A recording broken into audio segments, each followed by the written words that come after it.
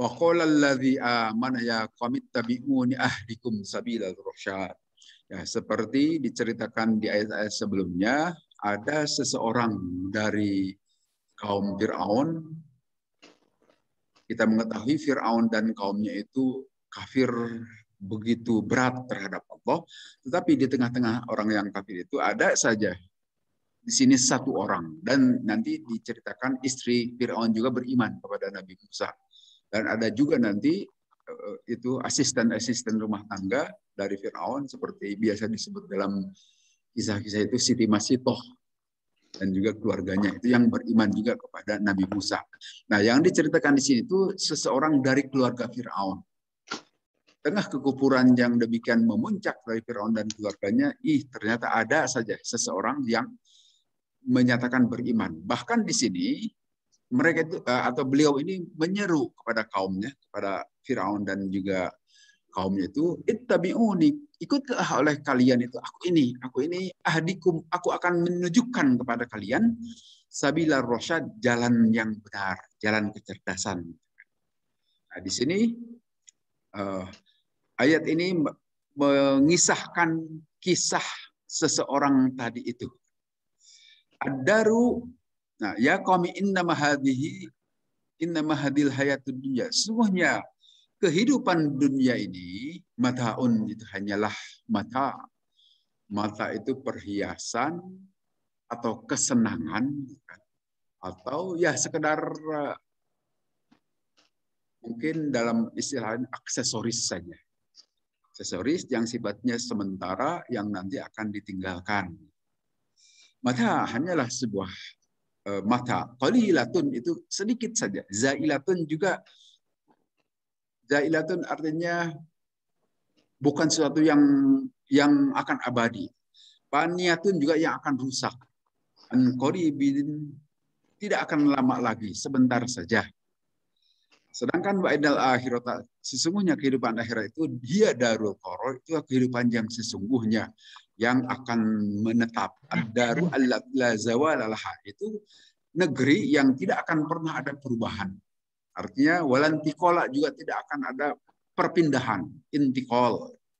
Akan terus-terusan. Sedangkan kalau di dunia ini kita akan berpindah nanti, berpindah ke alam barzakh. Dari alam barzakh ke alam akhirat. Nah, di alam akhirat itu tidak ada proses perpindahan lagi. Itu akan terus-terusan. Artinya di sini mengingatkan, jadikanlah kehidupan saat ini di dunia ini sebagai perbekalan menuju kehidupan sesungguhnya. Itu yang diserukan oleh seseorang dari keluarga Fir'aun yang beriman kepada Nabi Musa. Nah, kemudian man amila sayyi'atan, siapa orang yang berbuat satu keburukan, satu saja, fala yujza, maka tidak akan dibalas illa mislah, kecuali seumpama keburukan itu. Nah, ini seperti di ayat-ayat yang lain, dalam hadis-hadis yang lain juga begitu ketentuan dari Allah. Jadi satu keburukan itu, perbuatan jahat, katakan, kalaulah itu sempat dilakukan, maka nanti balasannya satu juga. Tetapi kalau dia baru berniat, berencana, kan, dan belum sempat mengerjakannya, maka tidak akan dibalas keburukan itu. Berbeda dengan ini. Waman amila solihan min dzakarin aw unsa. Siapa orang yang berbuat amal soleh, kebaikan, apakah laki-laki ataupun perempuan, wa huwa mu'minun, sedangkan dia itu orang yang beriman, maka dia akan mereka itu akan masuk ke dalam surga yang akan dilimpahi rezeki di dalamnya tanpa hitungan, bighairi hisab. Nah, ini kalau kebaikan itu sudah Allah janjikan akan dibalas satu kebaikan minimal 10 kali dan sampai tidak terbatas, terus-terusan. Jadi minimal balasannya 10. Jadi kalau kita, ya untuk memudahkan pemahaman, kalau kita bersedekah 1.000 rupiah, itu sudah pasti balasan di hadapan Allah itu 10.000. 10 kalinya. Sampai yudu'ab, sampai dilipat-lipatkan. Tidak terbatas. Bi ghairi hisab. Sekehendak Allah saja. Yang biasa suka melipat-lipat gandakan itu Allah. Makanya di kita tidak boleh melakukan suka melipat-lipat gandakan, itu perbuatan riba, itu dilarang oleh Allah, meribakan. Karena apa? Riba itu perbuatan Allah yang suka meribakan. Nah, manusia tidak boleh melakukan riba gitu.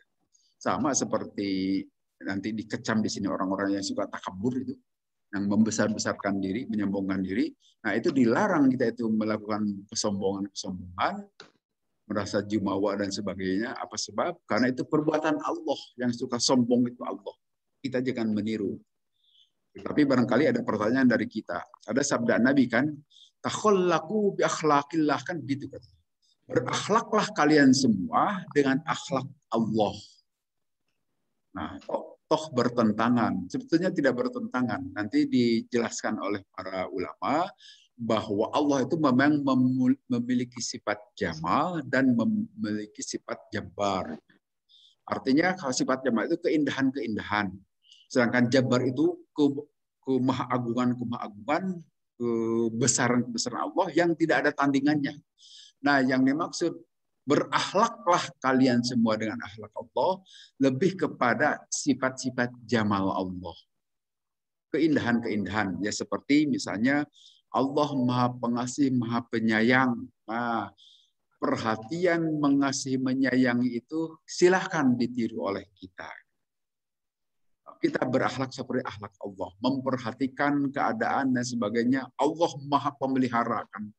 Maka silahkan itu ditiru. Jadi tidak ada pertentangannya di dalam hal ini. Kembali ke ayat ini, sesuatu yang sudah pasti bahwa perbuatan keburukan itu hanya satu saja balasannya. Sedangkan kalau kebaikan itu minimal 10 kali lipat dan maksimalnya tidak terbatas. Sedangkan dalam hadis Nabi nanti disebutkan, kalaulah seseorang berencana melakukan kebaikan dan itu hanya niatnya saja sudah diganjarkan oleh Allah. Niat misalnya mau melakukan sholat berjamaah, tapi ternyata tidak sempat ke masjid. Nah, itu kebaikan itu sudah dicatat oleh Allah. Satu kebaikan setidaknya. Tapi kalau sempat mengerjakannya, minimal 10 kalinya. Itu sudah kepastian. Itu banyak ayat Quran dan hadis-hadis Nabi yang menyatakannya. Dan hadisnya hadis sahih. Pastilah begitu. Itu yang nanti makna dari dalam kata-kata bismillah. Bismillahirrahmanirrahim. Kan ada ar-Rahman, ada ar-Rahim. Nah, itu nyambung dengan pengertian ayat-ayat ini sebetulnya. Kemudian dilanjutkan di ayat berikutnya, itu masih dari keluarga Fir'aun juga itu yang beriman.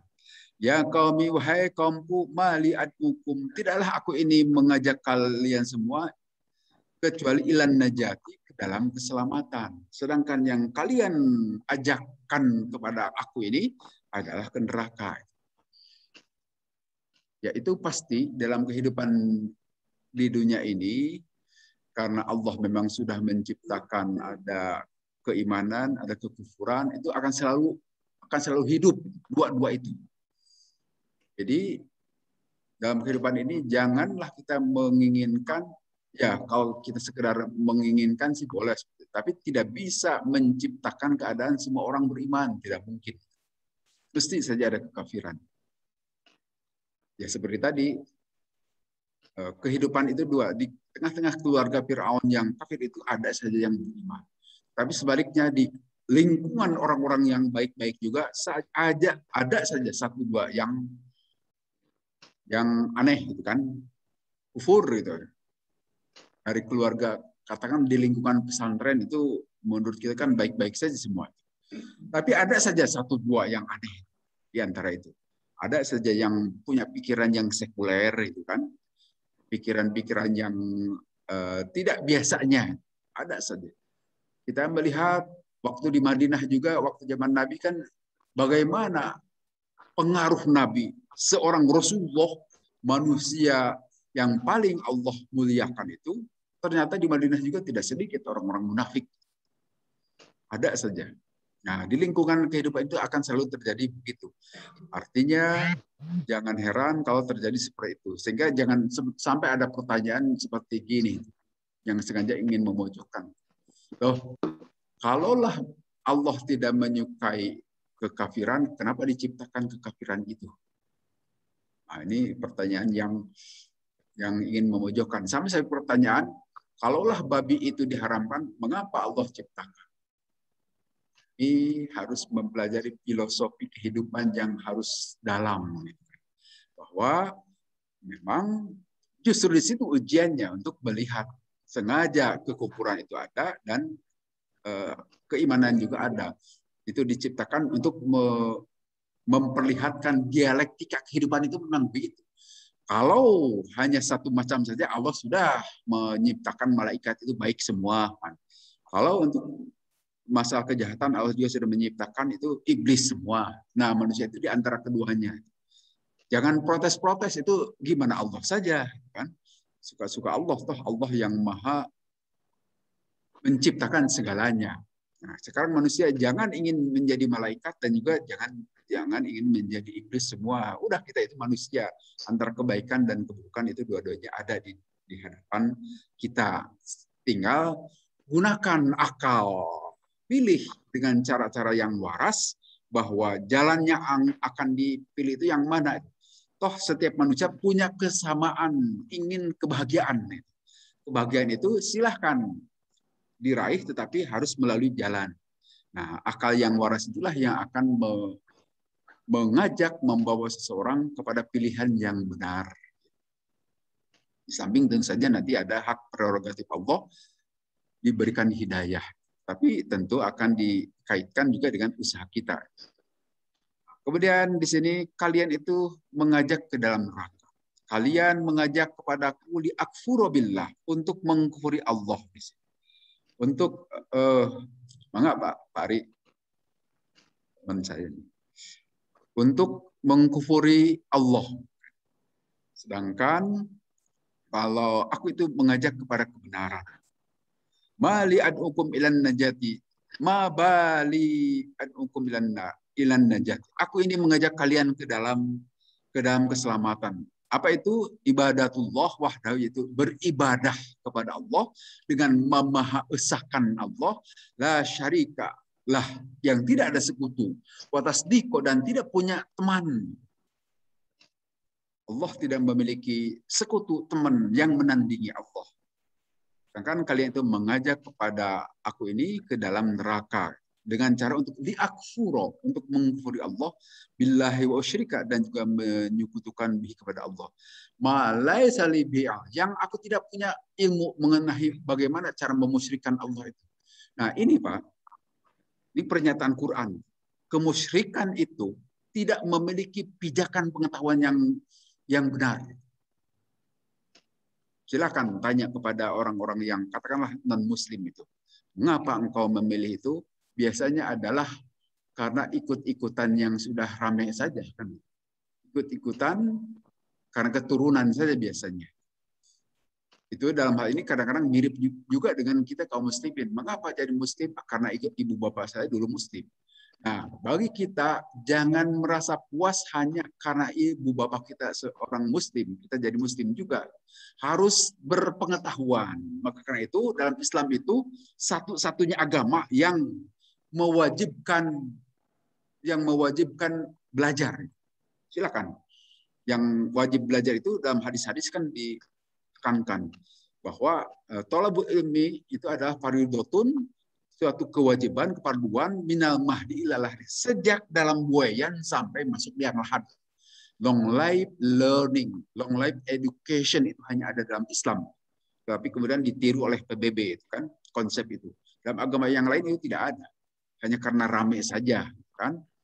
Nah, dengan demikian bagi kita kaum muslimin tidak boleh pernah berhenti belajar.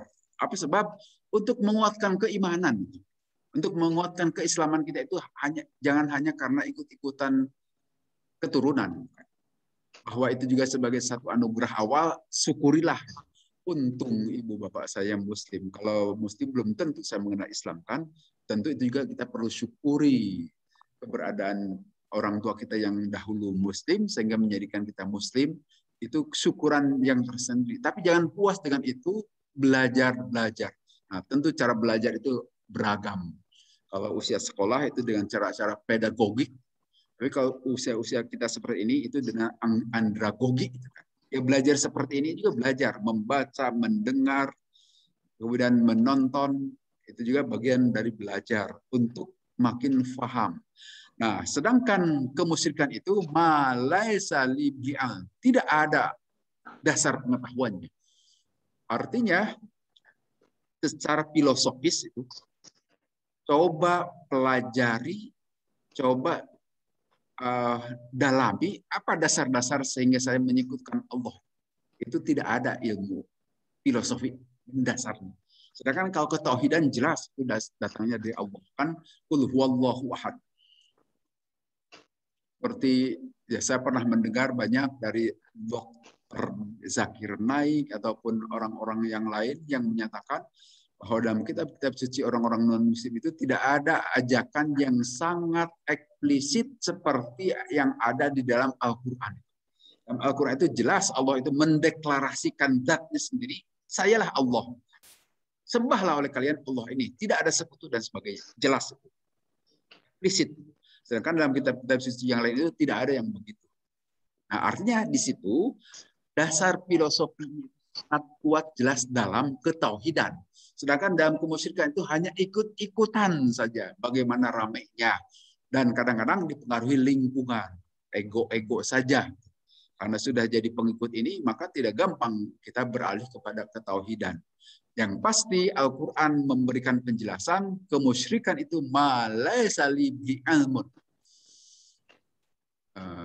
Banyak saya kalau ingin menjelaskan itu, tapi nanti tidak enak nih karena bisa terkena pasal yang bukan-bukan di kita sekarang ini ya. Tapi yang jelas tidak ada dasar pengetahuan itu. Al-Quran menjamin tidak ada filosofi, hanya persangkaan-persangkaan saja.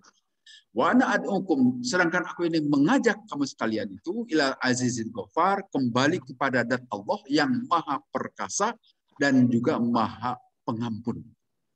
Dijamin ini ajakan-ajakan ketauhidan ini itu memiliki pijakan yang kuat dan kemudian juga pasti kebenarannya itu.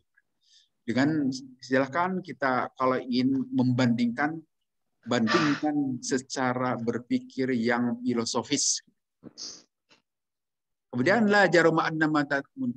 Pastilah kalian itu mengajak kepadaku terhadap kemusyrikan. Yang itu sekali lagi dikuatkan di sini. Laisa lahu da'watun. Tidak ada dasar dakwahnya, pengetahuannya. Di dunya wala fil akhirah. Di dunia ini juga sulit. Kalau kita mau pelajari, silakan dalam hal ini bukti-bukti yang nyata, orang-orang pinter gitu kan, para ilmuwan yang betul-betul mendalami tentang ketauhidan dan juga agama dia berdasarkan ilmu-ilmu yang mereka kuasai itu nanti akan datang kepada kesimpulan kebenaran ajaran tauhid ini. Saya kira cukup banyak kalau ingin dibicarakan, seperti salah satu orang profesor matematika dari Amerika Serikat itu setelah mempelajari Islam ternyata diyakini kebenarannya. Memang begitu. Kemudian seorang dokter juga dari Prancis, Maurice Bucaille itu juga begitu. Setelah dipelajari, dibanding-bandingkan bukti-bukti, ini mempelajari jasad Fir'aun ini, Maurice Bucaille itu, ternyata berita Quran yang di dalam Al-Quran itu disebutkan Fir'aun itu tenggelam di laut, ada sisa-sisa garam memang. Masih ada sisa-sisa garam yang ada di dalam tubuh Fir'aun yang diteliti oleh Dr. Maurice Bucaille. Setelah itu beriman juga. Artinya berita Quran itu bisa dipercaya. Dan demikian juga banyak itu orang-orang pinter. Kebanyakan yang masuk Islam itu orang-orang yang menggunakan akalnya. Bahkan dari kita itu justru yang perutnya saja dasarnya yang berpindah jadi non-muslim itu. Yang murtad gitu. Nah, itu karena apa dasarnya? Malaisa libi'ang, pengetahuan dasar. Nah, di awal fil akhirat, apalagi di akhirat nanti. Tidak ada dasar pijakannya di akhirat itu. Nah, karena di akhirat itu pasti hanya satu kebenaran saja. Hanya keislaman itu. Di luar itu Jangankan di akhirat, nanti di dunia ini saja, pada saat kedatangan nanti Nabi Isa alaihissalam, sebagaimana dijelaskan dalam hadis-hadis sahih dari Nabi SAW, salah satu tanda-tanda terjadi kiamat itu turunnya Nabi Isa alaihissalam. Apa tugas Nabi Isa pada saat itu adalah meneruskan syariat Nabi Muhammad SAW, dan semua orang yang ada di muka bumi ini beriman. Jadi tidak ada lagi agama di luar Islam saat itu. Karena Nabi Isa akan menunjukkan nanti kebenaran ajaran Islam, sampai Nabi Isa juga disebutkan akan merusak salib-salib itu. Artinya menihilkan kebenaran yang selama ini diaku-aku oleh orang-orang yang memuja Nabi Isa. Ternyata kata Nabi Isa itu salah. Itu akan hanya ada satu. Jadi menjelang kiamat saja di dunia ini jelas hanya akan ada Islam.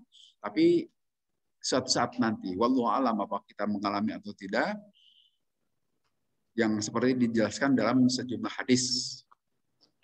Walau setelah itu nanti terjadi kekafiran lagi setelah Nabi Isa alaihissalam wafat. Nah, di sini dijelaskan apalagi di akhirat. Di akhirat itu pasti hanya Islam saja yang diakui oleh Allah. Wa anna maraddana, dan sesungguhnya tempat kembali kita itu adalah kepada Allah.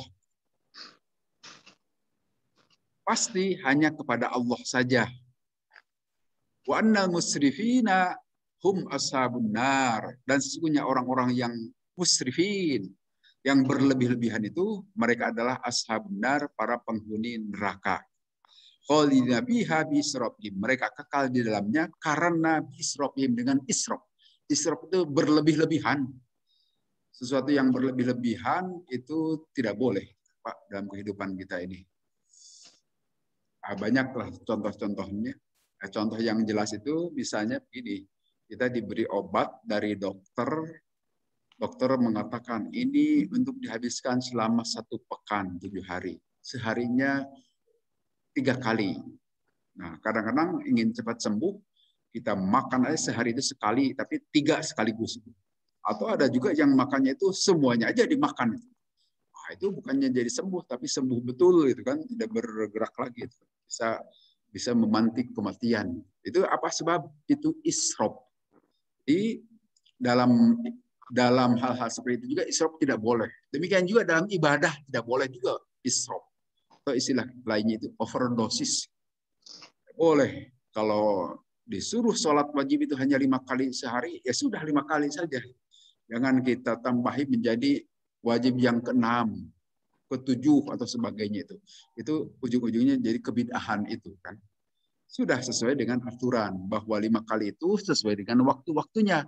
Jangan karena masih semangat sholat subuh, setelah sholat subuh itu dilanjut sholat duhur, terus asar, supaya hari itu bebas semua dalam sehari. Tidak bisa. Harus nanti pada saat duhur, pada saat asar. Kalau dilakukan secara sekaligus, itu isrof namanya. Tidak boleh. Atau kalau ibadah puasa, puasa bulan Ramadan, setelah maghrib itu kan disuruh berbuka oleh Nabi. Kadang-kadang suka ada yang isrof. Saya masih kuat, nanti aja setelah taraweh. Itu isrof juga, tidak boleh overdosis dalam ibadah pun kan. Itu yang disebut musrifin. Apalagi nanti dalam melakukan kemusyrikan. Itu banyak yang suka isrof. Menghujat Allah, itu si kece kemarin juga kan, yang ditangkap itu berlebih-lebihan. Sampai menghujat kitab kuning itu adalah sumber ajaran terorisme. Dari mana dia tahu itu? Kitab kuning itu ajaran terorisme. Boro-boro menyatakan begitu, membacanya aja belum tentu bisa dia. Itu hanya persangkaan saja, dugaan-dugaan saja, yang sesungguhnya tidak tahu. Cuma suka berlebih-lebihan orang-orang yang isrof itu. Wasalat guru nama aku lakum, maka kalian semua akan memperoleh peringatan nanti terhadap apa yang aku ucapkan. Nah, ini biasa kalau kita menyatakan, mendakwahi, memberikan ajaran-ajaran yang bersumber dari ajaran Allah, itu tidak biasa langsung diterima oleh orang-orang yang kita dakwahi itu. Tapi biasa ada resistant to change, ada penolakan-penolakan. Ya silahkan. Tetapi nanti kalian akan yakin seperti dijelaskan dalam sejumlah banyak ayat, ya, di akhirat itu nanti tidak ada lagi kecuali kebenaran yang disampaikan melalui Quran ini. Sahabat alamuna sidqama amartukum. Kalian semua akan tahu terhadap kebenaran yang aku perintahkan kepada kalian. Wa nahaitukum, dan aku larangkan kepada kalian adu dari mengerjakan itu larangan. Wa nasohtum, dan pernah aku nasihatkan kepada kalian. Wa wadhahtu lakum, dan pernah aku jelaskan kepada kalian.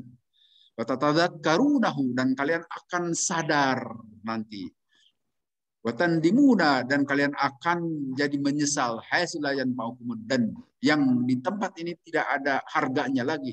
Penyesalan itu sudah lewat masanya, harusnya di dunia menyesal itu. Wa ufawwidu amri ilallah, sedangkan aku itu menyerahkan urusanku itu hanyalah kepada Allah.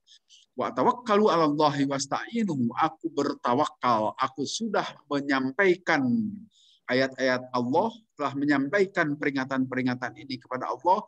Silahkan kalian mau terima ataupun tidak, aku akan menyerahkan ini kepada Allah dan aku mohon pertolongan hanya kepada Allah. Jadi tugas para utusan, tugas para dai itu hanya menyampaikan. Masalah diterima dan tidaknya itu terserah semuanya. Apa sebab? Innallaha basirum bil ibad, karena Allah itu maha melihat terhadap hamba-hambanya.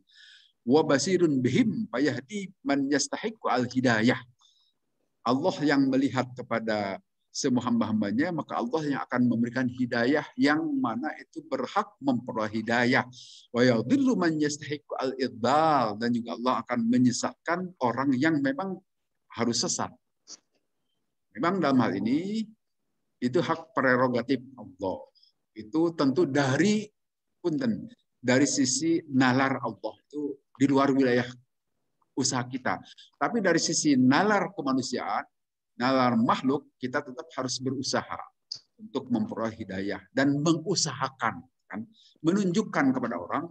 Adapun memperoleh atau tidak itu memang di situ kemahakuasaan Allah. Di situ untuk menyatakan bahwa kehidupan ini ada yang maha mengatur, itulah Allah. Nah, bagi kita yang beriman harusnya makin menguatkan keimanan ini, bahwa tidak semua rencana yang kita rencanakan, keinginan yang kita inginkan bisa tercapai. Ternyata dalam persoalan kaitan dengan agama saja tidak bisa begitu, kan? Ingin supaya anak kita itu soleh, kita didik, ajar, ternyata salah-salah juga itu. Nah, itu karena yakin ada Allah yang mengatur. Mungkin belum diberikan saat ini. Siapa tahu nanti. Kemudian di ayat berikutnya, waqahullahu sayyi'ati ma makaru. Nah, dalam hal ini Allah memelihara terhadap orang yang di keluarga Firaun tadi. Setelah mendengar ajakan dari orang ini, maka kaum Firaun itu, Firaunnya juga merasa tersinggung. Pastilah yang namanya dakwah itu akan menyinggung. Orang yang biasa melakukan kemusyrikan tiba-tiba diajak kepada tauhid, tersinggung itu yang musyrik. Jangan menyembah banyak Tuhan, jangan percaya kecuali hanya kepada Allah. Nah, itu tidak akan terima. Nah, dalam hal ini biasa dakwah itu. Terhadap Nabi SAW juga begitu, banyak orang tersinggung dengan dakwah itu. Saat ini juga pasti kalau tidak biasa melakukan kebaikan, diajak kebaikan itu jangan mengajari saya untuk hal-hal seperti itu, katakan begitu. Jangan menggurui dan sebagainya. Padahal yang kita sampaikan itu bukan semata-mata keinginan kita, tapi dasarnya jelas ada, kan? Dari ajaran-ajaran Allah. Jangan heran kalau kemudian nanti terjadi persekusi terhadap para ulama, terhadap para ustadz dalam kehidupan sekarang ini. Karena memang begitu sunnatullah. Tetapi dalam beberapa hal Allah menyatakan bahwa waqahullahu sayyi'ati ma makaru. Allah memelihara. Nah, ini menceritakan orang yang di Firaun tadi terhadap sayyi'ati ma makaru, keburukan-keburukan yang mereka makarkan. Jadi makar itu bahasa Al-Qur'an. Sekarang jadi bahasa kita, ya. Makar itu biasa diterjemahkan, makar itu rencana jahat. Bahasa Quran itu. Fid dunya wal akhirah, baik di dunia maupun di akhirat. Amma fid dunya fanajahullahu ma Musa. Nah, di dunia ini Allah selamatkan itu orang yang menyatakan beriman itu beserta Nabi Musa alaihissalam. Tetapi tentu saja penyelamatan, apakah selalu akan diselamatkan di muka bumi ini dari rencana-rencana jahat orang-orang yang akan mempersekusinya? Ya belum tentu juga oleh Allah. Tetapi kepastian bahwa di akhirat diselamatkan. Artinya kalau di dunia ini bisa saja ada yang membunuh misalnya. Bisa saja berhasil. Jangankan para dai. Rasul Allah saja, seperti Rasul-Rasul di Bani Israel berhasil dibunuh. Seperti Nabi Ilyas, Nabi Zakaria itu kan kematian mereka itu, para nabi itu dibunuh. Apalagi sekedar seorang mubalik atau seorang imam masjid ini kan sekarang marak di mana-mana itu oleh orang gila gitu. Itu orang gila itu tiba-tiba jadi cerdas pada saat mau mempersekusi imam masjid sedang sholat, tiba-tiba orang gila itu maju dan menusukkannya atau berbagai macam cara yang lain. Itu jangan heran, memang itu akan terjadi dan kadang Allah memeliharanya, menyelamatkannya, tetapi bisa juga terjadi sampai tokoh dahulu itu dari pemuda Persis itu kan ya di Bandung sampai meninggal karena dikejar-kejar orang gila. Orang gila dalam tanda petik ini karena gilanya gila cerdas. Kok bisa membedakan? Orang gila itu mestinya tidak bisa memilih dan memilah kan. Ini cerdas. Tapi gilanya gila-gilaan. Kemudian wahako bi ali fir'auna su'ul adzab. Kemudian akan mengepung kepada keluarga Fir'aun itu su'ul adzab, seburuk-buruknya siksaan. Nah, di sini disebutkan al-gharaku fil yammi. Salah satunya itu adalah ditenggelamkan di laut merah. Itu siksaan di dunia itu. Manaklatu minhu ila jahim. Kemudian anaklah dipindahkan nanti ke neraka jahim. Fa inna arwahahum. Nah, ini disebutkan begini. Maka sungguhnya arwah-arwah atau roh-rohnya itu Fir'aun dan keluarganya tu'radu 'alan nari sabahan wa masa'an ila qiyamis sa'ah. Itu arwah-arwah roh-rohnya Fir'aun dan keluarganya sekarang di alam barzah, di alam kubur, itu setiap pagi dan sore akan diperlihatkan dengan neraka. Faidakana yang kiamati, tetapi nanti pada hari kiamat istamaat, berkumpullah arwahum, roh-rohnya keluarga Fir'aun dan Fir'aun itu, wajsaduhum, dan jasad-jasad. Kalau sekarang di alam kubur itu hanya roh-rohnya saja. Sedangkan nanti setelah hari kiamat ditemukan kembali jasad dan rohnya itu. Nah, di situ kemudian finnari, di dalam neraka. Jadi maksudnya begini, Pak. Ini menjelaskan kepada kita ayat Quran itu bahwa Fir'aun yang saat ini sedang berada di alam barzah dan juga semua para orang tua kita, saudara kita yang sudah meninggal dunia juga berada di alam barzah memperoleh siksaan. Tapi siksaannya itu belum dengan langsung dimasukkan ke dalam neraka, belum. Hanya diperlihatkan neraka, dahsyatnya neraka. Hanya nonton saja itu kan. Diperlihat tonton itu. Nah, dengan cara nonton itu saja sendiri sudah jadi siksaan. Silahkan saja seperti kita sehari-hari ini, katakanlah diperlihatkan film, kan? Film yang di situ terjadi penyiksaan-penyiksaan, cerita-cerita bagaimana kekejaman zaman PKI misalnya kan, di masjid itu dibunuhi satu-satu, waktu cerita di Kanigoro itu kan, di Kanigoro di Jawa Timur. Di sana waktu itu adalah orang-orang NU sengaja diundang oleh PKI itu. Setelah ada di undangan itu malah diracun kan, dibantai satu-satu. Nah, kita menyaksikan pembantaian termasuk yang di dalam masjid yang dibantai oleh orang-orang PKI, itu juga mengerikan kan itu. Toh tidak menimpa kita, tapi tidak enak kita melihat itu. Atau terhadap penyiksaan-penyiksaan yang terjadi di penjara-penjara, jangankan dalam bentuk nyata, dan film-film saja kan kita tidak senang menonton seperti itu. Nah, apalagi ini diperlihatkan neraka yang pasti terjadi setiap pagi dan sore. Itu juga bagian dari siksa yang Allah timpakan kepada Fir'aun dan keluarganya. Selain itu juga ini menegaskan bahwa siksa kubur itu ada. Dan juga Nikmat kubur itu juga ada, pasti. Kalau ada siksa, pasti ada nikmat. Apa ini? Sebab ada sebagian kaum muslimin yang mengatakan bahwa di kubur itu belum ada siksa dan belum ada nikmat. Ada pendapat seperti itu. Jangankan sekarang, di dalam tafsir Ibnu Katsir juga dibahas. Ada sebagian orang yang tidak mempercayai adanya siksa dan nikmat kubur. Tetapi dengan sangat jelas, eksplisit, Al-Quran menyatakan di sini bahwa an-naru yu'raduna 'alaiha ghuduwwan wa 'ashiyya.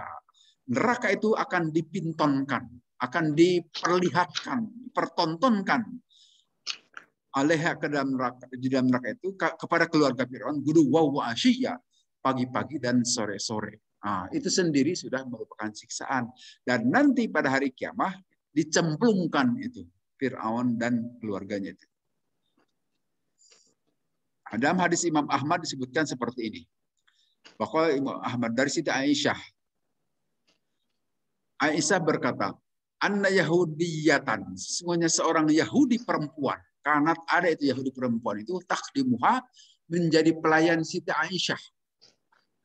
Kalau tasna'u, maka tidaklah melakukan sesuatu Aisyah tu Siti Aisyah ilaiha untuk si Yahudi perempuan tadi syai'an sesuatu minal ma'rufi dari kebaikan illa qalat kecuali berkata itu si Yahudi perempuan laha kepada Siti Aisyah al Yahudiyatu Yahudi perempuan tadi waqakallahu semoga Allah memelihara waqakillahu semoga Allah memelihara engkau wahai Aisyah azabal qabri dari siksa kubur. Kata Yahudi. Jadi Yahudi juga meyakini ada siksa kubur. Olat kemudian berkata Siti Aisyah pada khola maka masuklah Rasulullah SAW alaiya kepadaku ke rumahku. Fakultu maka aku bertanya ya Rasulullah wahai Rasulullah halil qabri apakah untuk di kuburan itu azabun ada siksaan qabla yaumil qiyamati sebelum hari kiamat? Ola menjawab Rasulullah la tidak ada. Wa amma dzalika tidak ada itu siksa kubur itu jawaban Rasulullah SAW saat itu. Tapi jangan berhenti di sini baca hadisnya. Ini baru koma, masih lanjut. Qalat kemudian berkata Siti Aisyah, hadhil yahudiyatu, itu Yahudi perempuan itu la nasna'u ilaiha syai'an minal ma'ruf illa qalat wa qaqillahu adabal qabri. Wahai Rasulullah, tapi si Yahudi perempuan itu mungkin kalau sekarang itu ART, asisten rumah tangga Siti Aisyah. Wahai Rasulullah itu orang Yahudi perempuan itu setiap aku berbuat kebaikan memberikan kebaikan kepada dia mesti dia mengatakan semoga Allah memeliharamu dari siksa kubur ini. Itu kata Siti Aisyah. Qala kemudian Rasulullah menjawab kadzabat Yahudun berbohong itu Yahudi itu. Wahum itu Yahudi itu alayya terhadap alallahi terhadap Allah akdabu suka membohong. Sebohong-bohongnya orang yang suka melakukan kebohongan atas nama Allah. La azaba duna yaumil qiyamah. Gitu kata Rasulullah. Tidak ada siksaan kecuali siksaan hari kiamat. Ini hadis yang diriwayatkan oleh Imam Ahmad. Tetapi kemudian Summa makasa kemudian terdiam Rasulullah ba'da dzalika setelah itu Masya Allah sekehendak Allah ayyam kasa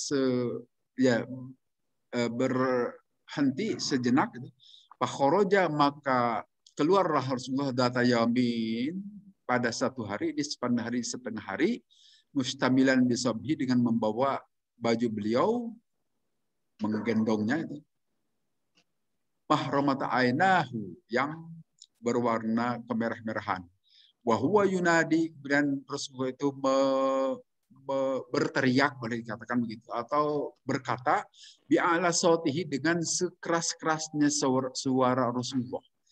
Berteriaknya begitu kata Rasulullah. Begini kata Siti Aisyah. Al-qabru kubur itu kakit illaili al-mudlimi. Itu seperti sepotong malam yang gelap.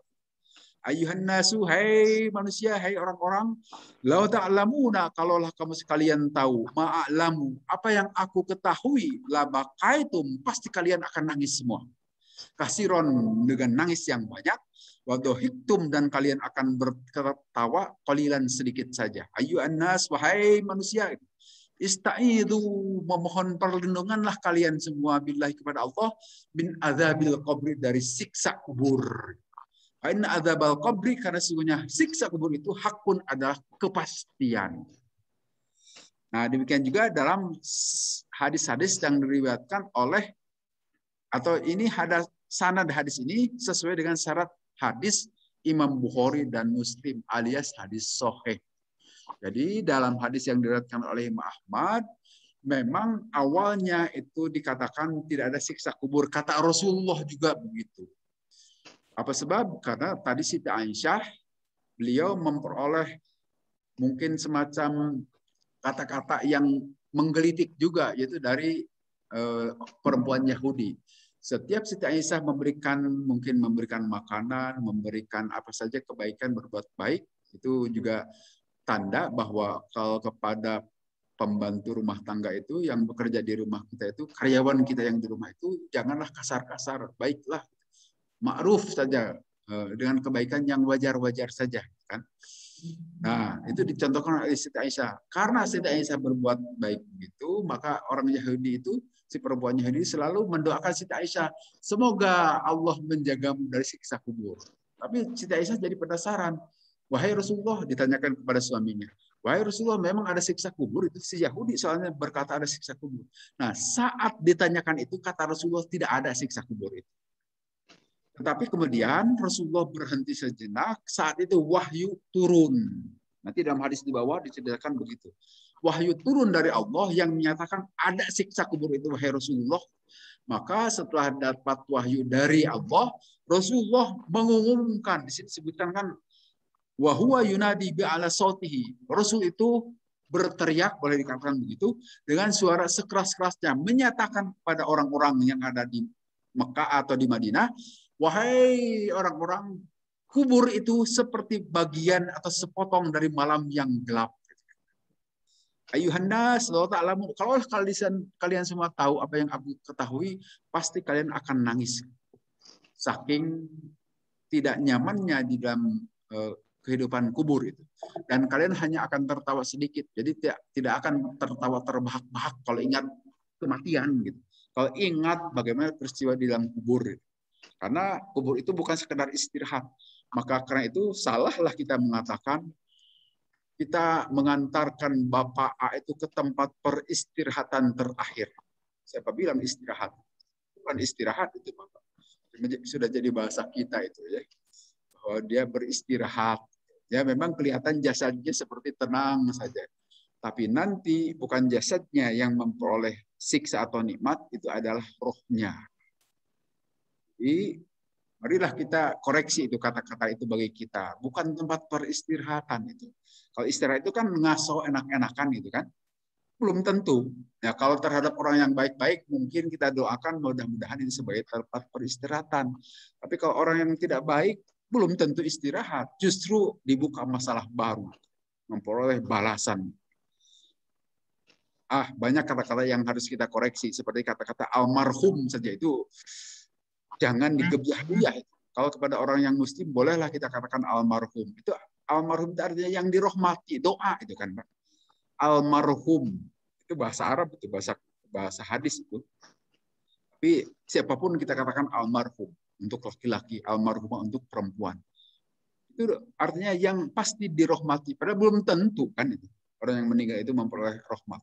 Jadi kepada orang yang tidak jelas itu disebut mendiang saja, atau bahasa Sukarapimah si jenat gitu kan.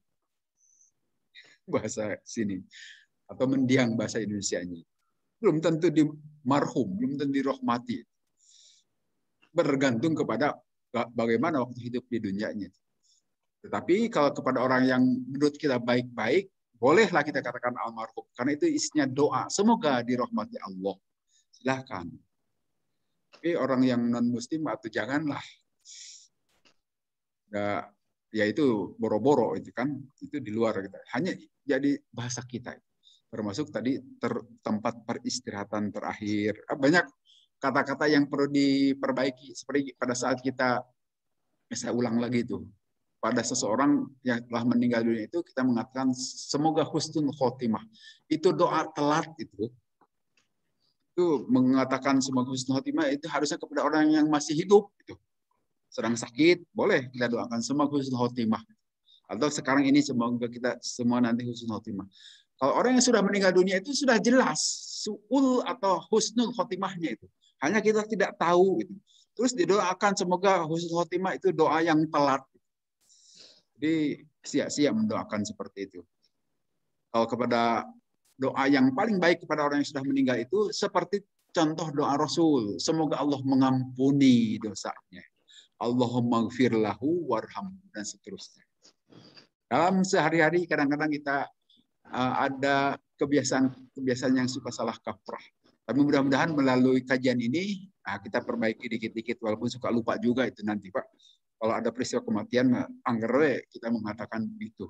Tapi sedikit-sedikit kita saling mengingatkan. Kemudian disebutkan di sini. Jadi siksa kubur itu Rasulullah setelah memperoleh wahyu ada siksa kubur itu. Disebutkan inna adzabal qabri haqqun. Siksa kubur itu adalah kepastian. Berarti kalau ada siksa kubur ada juga kenikmatan. Jadi di alam kubur itu kalau bagi orang yang baik-baik itu diibaratkan seperti tidurnya seorang pengantin. Kan seorang pengantin itu tidak merasakan lamanya waktu malam, Pak ya. Terasa sebentar saja, loh kok udah subuh lagi gitu. Itu karena saking nikmatnya menikmati hari-hari indah. Nah, orang-orang yang baik dalam kubur walaupun sudah ribuan tahun, bahkan ratusan tahun, bahkan mungkin sejak zaman Nabi Adam merasa sebentar saja. Tetapi bagi kita pada saat malam misalnya tidak bisa tidur saja itu, apalagi ditambah mimpi di udag-udag kucing gitu.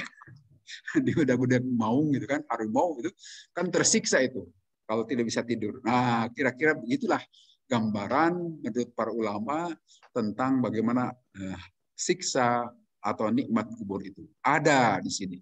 Walaupun sekali lagi memang ada sebagian orang yang meyakini tidak ada siksa kubur. Ya silahkan. Jangankan terhadap siksa nikmat kubur, terhadap akhirat saja ada yang tidak percaya kan? Nah, silahkan nanti rasakan pada saat kematian ini.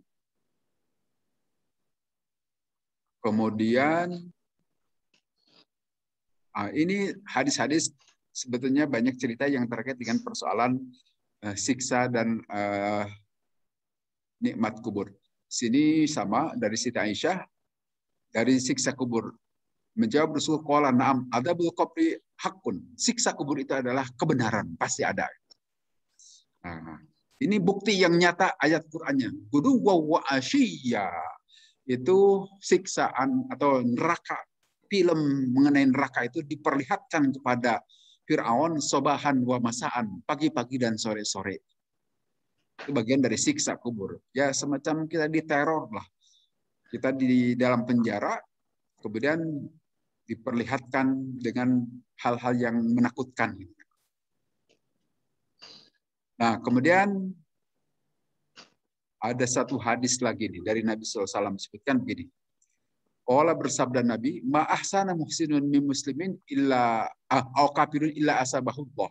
Tidaklah semata-mata seseorang berbuat kebaikan, menjadi muhsin yang melakukan kebaikan di dalam kehidupan dunia ini, baik dia itu seorang muslim maupun seorang kafir, illa asabahullah, kecuali Allah akan membalasnya. Tapi sekali lagi ini baru koma, belum titik nih ya. Harus diperhatikan lengkap nih. Kemudian Ibnu Mas'ud di sini perawi hadis berkata, "Qulna kami semua para sahabat bertanya lagi, ya Rasulullah ma sabatul kafiri? Apa gerangan balasan untuk orang-orang kafir itu wahai Rasul?" Faqala, maka menjawab Rasulullah, "In kana qad wasala rahman." Kalaulah dia itu orang-orang kafir tapi baik melakukan silaturahmi gitu. Atau dia bersodakoh, disodakotin dengan suatu sodakoh, au amilah hasanatan, atau dia berbuat kebaikan, dia baik dengan tetangga, membuat jembatan, menjadikan jalan yang katakanlah gang yang dia miliki dipersilakan dipakai oleh orang-orang untuk lewat, atau berbuat kebaikan apapun kepada tetangga, sering kirim-kirim makanan gitu. Itu juga kebaikan yang dilakukan oleh orang kafir. Asabahullahu, Allah akan membalas kepada dia itu al-malad berupa harta, wal walada dan anak, wasihata dan kesehatan, wa asbahadzalik dan seumpama itu. Allah berikan kebaikan juga kepada orang kafir itu balasan. Kemudian kami bertanya lagi, Fama isabatuhu fil akhirah. Apa balasan bagi orang kafir yang berbuat kebaikan di akhirat nanti? Ola menjawab Rasulullah, azaban dunal azabi. Siksaan di atas siksaan. Waqara dan membacakan Rasul itu dengan ayat ini, adkhilu ala fir'aun asyaddal adab. Wahai keluarga Fir'aun, masuklah ke dalam berat-beratnya siksaan. Jadi ini menguatkan pemahaman ini, hadis ini, bahwa untuk berbuat kebaikan itu diterima oleh Allah, perbuatan kebaikan kita di dunia itu tidak cukup dengan berbuat baik, tapi harus ada iman. Perhatikan ayat di atas itu. Man amila, jauh ke atas ya. Atau ya, man amila dzakarin au unsa wa huwa mu'min. Barang siapa orang yang berbuat kebaikan, berbuat amal soleh, apakah laki-laki atau perempuan? Nah, di situ disebutkan wahwa mu'min, dan dia beriman, maka dia akan rezeki bi ghairi hisab, tidak terbatas. Ini meyakinkan kepada kita semua, baru amal-amalan itu bermakna di hadapan Allah di akhirat kelak dan juga di dunia ini jika disertai syarat mutlak iman. Saya kira ini harus kita pegang sebagai keyakinan yang meyakinkan bagi kita semua kaum muslimin, ya. Jadi iman itulah syarat mutlak untuk diterima amal-amal soleh. Nah, bagi orang yang kafir tidak beriman kepada Allah, apakah ada balasan juga dari Allah? Ada balasan, tetapi balasan itu hanya sebatas di dunia ini. Di dunia ini, dengan cara apa Allah membalasnya itu?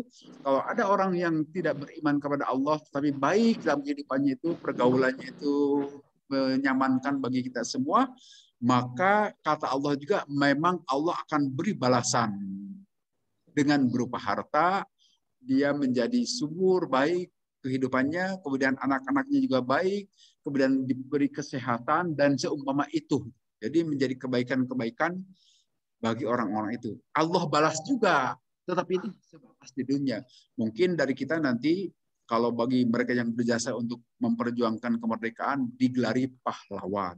Baik pahlawan revolusi maupun pahlawan pembangunan atau pahlawan kesehatan. Dan macam-macam gelar lagi. Dan sejumlah piagam. Itu penghargaan atau balasan yang Allah berikan kepada orang-orang kafir jika mereka berbuat kebaikan. Tetapi di akhirat, azaban dunal azab. Siksaan-siksaan. Apa sebab tidak ada iman? Jadi hapuslah semua perbaik. Jadi ya seperti beberapa saat yang lalu kan ada yang bertanya begitu. Demikian juga ini belum merata di kita kaum muslimin itu, apalagi kaum liberal dan sekuler itu. Mereka mengatakan, masa kaum muslimin ini kok egois sekali, surga itu hanya diperuntukkan untuk orang-orang yang Islam saja.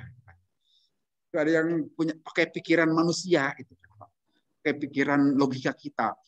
Masa seperti Ibu Teresia, ibu semua, bapak ibu semua tahu kan Ibu Teresia itu, seorang biarawati yang asal orang Eropa tapi mengabdi di Kalkuta, India, sampai ya memberikan pengabdian yang baik sekali lah untuk kepentingan kemasyarakatan. Masa Ibu Teresia tidak masuk surga? Untuk orang-orang yang liberal begitu. Masa tetangga kita yang baik sekali merawat kita kalau kita sakit, menjenguk kita, menyediakan kebaikan-kebaikan untuk tetangga yang lainnya, nanti di akhirat tidak dimasukkan surga. Nah, itu pikiran-pikiran liberal yang tidak ada dasar iman, begitulah berpikirnya. Nah, sedangkan kita yang beriman, bahwa kita juga berpikir tentu saja harus diberi balasan kebaikan, tapi kita dipatok oleh pikiran, katakanlah dalam tanda petik, pikiran-pikiran wahyu yang sumbernya dari Allah dan juga dari Rasulullah. Dalam Al-Quran disebutkan wahwa fil akhirati minal khosirin. Di akhirat dia akan termasuk orang-orang yang merugi. Diterjemahkan dalam hadis Nabi, adzaban dunal adzab, siksa demi siksa. Jadi yakinlah keimanan itu syarat mutlak untuk diterimanya amal-amal soleh. Dan sebagai tiket utama, karcis utama masuk surga, iman itu. Kira mudah-mudahan makin menjelaskan bagi kita ini hadis ini. Kemudian hadis Imam Ahmad itu mirip-mirip ini juga, saya kira tidak perlu diulas ulang ya. Itu bahkan disebutkan di sini dalam kitab Sahih Bukhari Muslim, Sahihain. Jadi hadis ini hadis-hadis kuat. Kemudian rangkaian ayat berikutnya itu. Nah, seperti biasa di sini terjadi pertentangan antara para pemimpin kesesatan dan para pengikutnya. Terjadi perdebatan itu. Antahaji ahlin nari fin nari wa takhasumihim wa fir'auna wa qaumihi min jumlatihim. Jadi akan terjadi di akhirat itu pertemuan antara orang-orang yang mengikuti dan yang pemimpin-pemimpinnya itu. Minta pertanggungjawaban pada para pemimpin. Saya jadi masuk ke neraka itu gara-gara saya ikut ajakanmu dahulu. Ini dalam Al-Quran bukan hanya ayat ini saja, banyak ayat-ayat yang lainnya juga gitu kan, mengatakan seperti itu. Gara-gara saya mengikuti. Nah, fahal antum mughruna anna nasiba minar? Apa kalian mau berlepas diri saat sekarang ini? Dari kami dahulu ngajaknya dengan cara serangan pajar gitu kan ya. Dikasih 50.000, 100.000 gara-gara untuk menyoblos. Nah, yang dicoblos itu nanti membawa pada kesesatan. Jadi anggota DPR, DPRD, tetapi membuat peraturan daerah, undang-undang yang menyesatkan. Nah, ini kita dahulu memilih itu hanya dengan upah 150.000 saja paling. Nah, sekarang di akhirat kita ikut-ikutan terseret, minta pertanggungjawaban. Kata orang-orang yang diminta pertanggungjawaban itu, qolal ladzina istakbaru inna kullun fiha. Wahai bagaimana kami bisa menolong kalian sedangkan aku juga sekarang berada di dalam neraka. Boro-boro bisa nolong kalian. Ini juga seperti pernah saya berdialog dengan Camat, dengan dan Ramil, kemudian dengan Kapolsek dan juga Ketua MUI Cibenying Kidul itu. Waktu mereka melarang melakukan sholat Idul Adha dan kurban itu dalam sebuah rapat Zoom itu, saya mengatakan kepada mereka, janganlah dilarang-larang melakukan sholat Idul Adha itu. Ya, memang saya paham Bapak Camat, Bapak Kapolsek, Bapak itu menyatakan begitu karena perintah atasan, kan? Kalau tidak mengikuti perintah atasan nanti dicopot jabatannya. Tapi ketua MUI itu kan dipilih masyarakat, jangan begitu berkatanya. Paling tidak mengayomi antara masyarakat, masjid yang akan tetap mengadakan dengan pemerintah itu. Ini ikut-ikutan juga ketua MUI itu. Maka saya katakan tukang stempel itu ketua MUI Cibenying Kidul saat itu. Nah, saya katakan jangan dilarang-larang untuk mengadakan sholat itu. Apakah Bapak Ibu melarang itu? Siapkah mempertanggungjawabkannya di akhirat nanti? Kalau di dunia ini hanya bertanggung jawab kepada atasan, tapi kalau di akhirat nanti akan dituntut oleh orang yang tidak melakukan sholat itu ada gara-gara dilarang. Siapkah menerima tanggung jawab itu? Tidak ada yang jawab satupun itu. Itu di dalam audiensi. Tapi tetap aja berdasarkan keputusan-keputusan ini tidak boleh. Tapi kita kan tetap negeri saja yang mengadakan sholat Idul Adha. Hanya maksud saya itu tolong nanti kami jangan dikriminalisasi itu. Khotibnya jangan ditangkap. Walaupun ditangkap ya nggak apa-apa juga. Cuma kalau gara-gara itu terlalu naif gitu kan. Memang siap boro-boro mempertanggungjawabkan umat di hadapan Allah, mempertanggungjawabkan diri sendiri saja belum tentu siap mereka itu. Para pejabat itu. Itu dibegitukan tidak banyak tidak bisa memberikan jawaban. Dan alhamdulillah akhirnya di mana-mana tetap ada, paling tidak di Cibenying Kidul. Waktu itu hanya saya pesan, mohon jangan dikriminalisasi yang menyelenggarakan sholat Idul Adha ataupun berkurban di tempat. Alhamdulillah aman-aman saja ya. Mudah-mudahan itu juga kedepannya baik-baik saja. Nah karena ini dalam Quran jelas-jelas itu orang-orang yang ngajak kesesatan itu boro-boro memberikan pertanggungjawaban nanti terhadap mereka yang disesatkannya, terhadap dirinya sendiri saja tidak bisa. Maka hati-hati untuk yang begitu, terutama para pejabat itu jangan sok tantang petenteng merasa berkuasa gitu. Hanya berbekal surat keputusan, berpikirlah juga itu kita itu akan diminta pertanggungjawaban di hadapan Allah nanti. Terutama pemimpin publik di sini. Mulai itu RT sebetulnya. Itu pemimpin publik kan. RT, RW sampai presiden akan dimintai pertanggungjawaban. Ya paling tidak beradalah, dengar suara masyarakat itu paling tidak. Jangan memastikan harus begitu sesuai perintah atas. Loh, kalau perintah atasan itu menyesatkan, kenapa harus diikuti? Kan lebih baik kita menderita gara-gara sanksi itu daripada menderita di hadapan Allah nanti seumur-umur di akhirat, kan. Mendingan di sini paling kena penjara ya hanya beberapa tahun, paling lama sampai mati, kan gitu. Saya kira itu ini terjadi dialog. Termasuk nanti orang-orang itu juga memohon kepada malaikat penjaga neraka. Wahai, mohonlah mintakan kepada Tuhanmu supaya dientengkan siksaan kami. Tapi kata para penjaga neraka, malaikat Jabaniyah,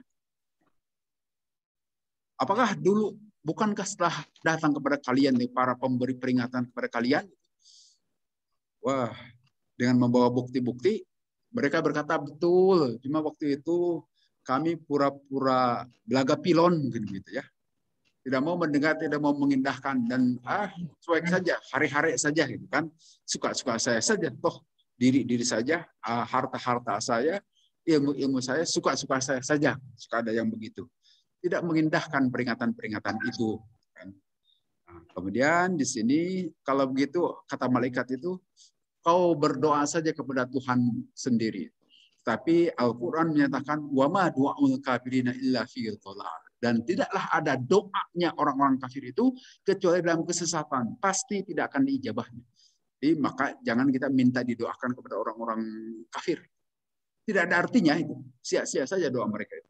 Ini jaminannya. Al-Quran mengatakan begini. Wama du'aul kafirin illa fi dhalal. Tidaklah ada doanya orang-orang kafir itu kecuali dalam kesesatan, artinya la yataqabbalu wa la yustajabu. Tidak akan diijabah oleh Allah, tidak akan diterima illa min bihabin, kecuali berlalu seperti berlalu di menguap saja, itu tidak ada artinya. Sehingga nggak usah minta didoakan kepada orang-orang yang kafir itu.